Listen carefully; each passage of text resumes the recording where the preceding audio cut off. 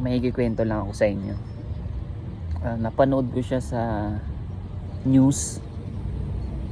Sa YouTube ko siya napanood, pero news channel siya. May isang manager,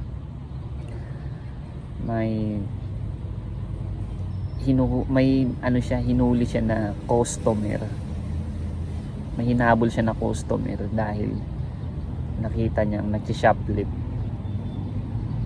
Oo, nagsi-shoplifting yung customer. So manager ka eh, kailangan mo yung sawayin or kunin yung kinuha niya. Yang nangyari, yung customer is pumalag. Yung nagkaroon ng ng rambulan dun sa parang supermarket siya kaso sa ibang bansa, parang ka-level ng SM. Yung nagkarambulan doon, yung shoplifter may dalang patalima ata yun.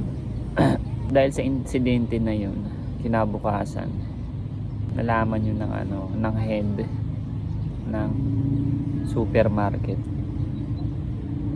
Kinaumagahan, natanggal na sa trabaho yung manager na nagtrabaho halos 27 years dun sa supermarket.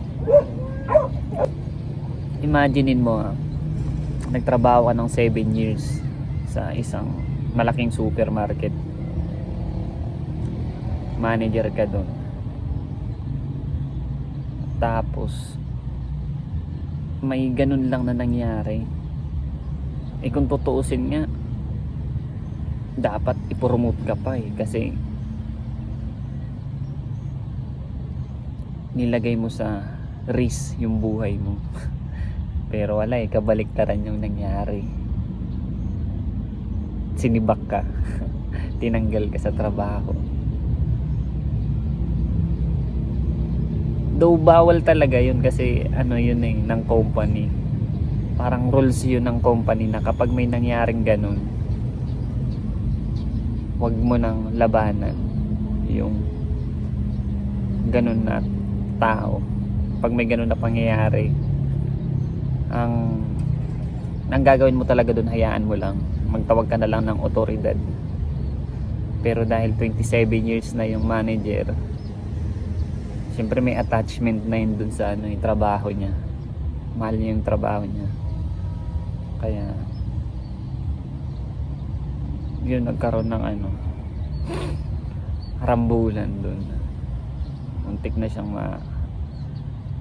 masawi dun kung masaksak ba siya dun. Pero wala kailangan lang proteksyonan ng kumpanya yung kumpanya nila. Wala na silang paki sa empleyado nila. So yun na nga, tinanggal sa trabaho yung